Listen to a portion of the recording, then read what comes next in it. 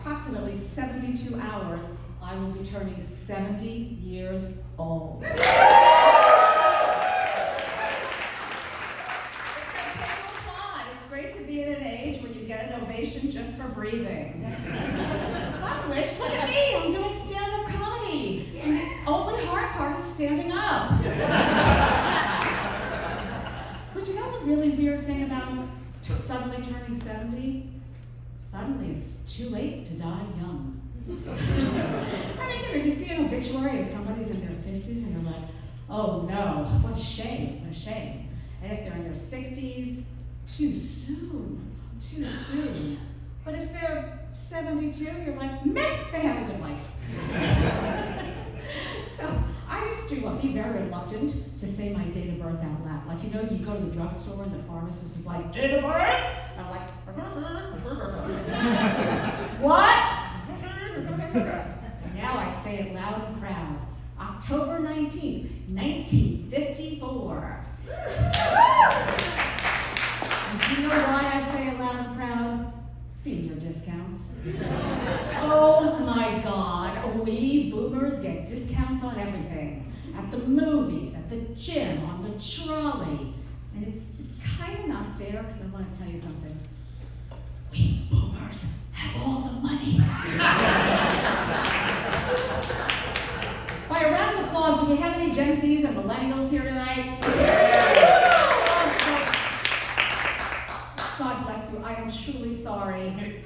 Don't quit your day job, because we're not going anywhere. But here's the good news. One day soon, you will be us. You will butt dial your grown children several times a day. You will divide your time between the pickleball court and the emergency room. You will only eat at restaurants where there is a happy hour beginning at 4 p.m. And you will live on dumplings and sliders and miniature tacos. And all your food will be this big.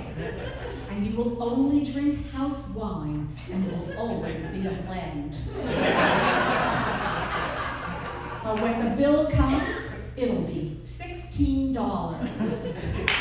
By the way, we boomers, we like to tell ourselves we look cool sitting at the bar, having a little snack before dinner. But you know the truth, right? That is our dinner.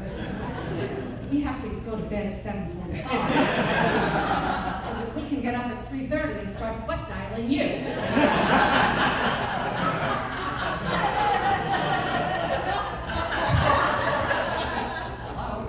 Also, Gen Zs and millennials, I want to ask you something, seriously.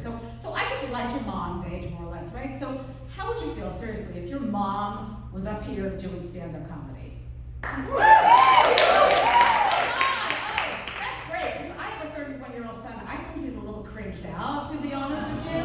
But I kind of got him over a barrel. I'm like, listen, I will quit when you give me a grandchild. Because at this point, that's all we want from you.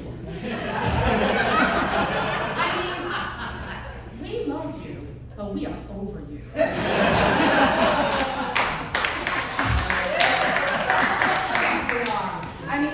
We screwed you up, you need all the therapy, we want a second chance. So, I am going to give you some free advice, though. I can't believe I'm saying this, but do not leave your children alone with us, because we will do literally anything to win their unconditional love. We will ply them with gummy bears and Fruit Loops and nice house wine. By the way, a few of you up there, I see you not laughing at my jokes, and I consider that elder abuse. Now, I know we boomers are annoying, but we're not going anywhere soon, because we grew up with risk. Yes, we did. When I was a kid, 4 out of 5 doctors recommended Marlboros. I think the 5th one was too busy coughing up a lung. Also, there were no seatbelts in cars. There were smoking sections on airplanes, and for some reason, nobody was allergic to peanuts. And in fact, they served peanuts in the smoking section of the airplane. And we're still here. And once again, I apologize for that. death is coming for us all, and I don't want to go. And it's not because I'm afraid of death. It's because, let's face it, death has lousy branding.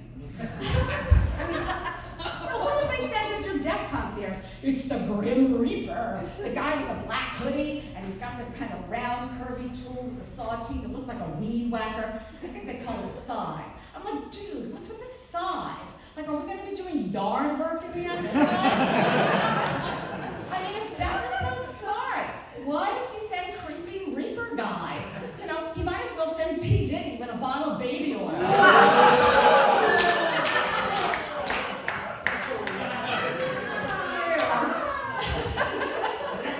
Don't tell my son I said that one. So, anyway, I think if Jeff were really smart, he'd send somebody we really want to go with, like a golden retriever, right? Ooh, a golden retriever. By the way, cats don't die the way we die. Oh, no. They go over the Rainbow Bridge. You see it all the time on Instagram. Oh, Noodles, our corgi, she left us last night. She went over the Rainbow Bridge. Oh my God, that sounds so good. Because personally, I think all of our afterlife choices suck. I don't want to go to heaven because I won't know a soul. Plus, I look chubby and white. Also, as far as hell goes, old white ladies don't go to hell. Because Satan doesn't want a bunch of Karens running around asking them to speak to the manager because it's too hot in here. That leaves purgatory, which is God's waiting room. And just like all waiting rooms, it has sticky plastic chairs and stale coffee. And the People magazines are so old that the sexiest man alive is Noah. I also don't like the choices of what to do with my remains. Like, I made a will recently, and my lawyer said, do you want to be buried or cremated? And I'm like, let's go in another direction. You know that thing where they freeze you, and when they can cure whatever killed you, they wake you up? Oh, cryogenics? Yeah, cryogenics. Put me in a freezer, and throw in some lean cuisine. And also, some of those gel eye packs. And also, one of those cool sculpting machines that gets rid of all the fat. Because I may be going into 6, but I'm coming out of 10. I know cryogenics is expensive, but everything's expensive. I mean, with mortgage rates the way they are, I can barely afford a starter grave.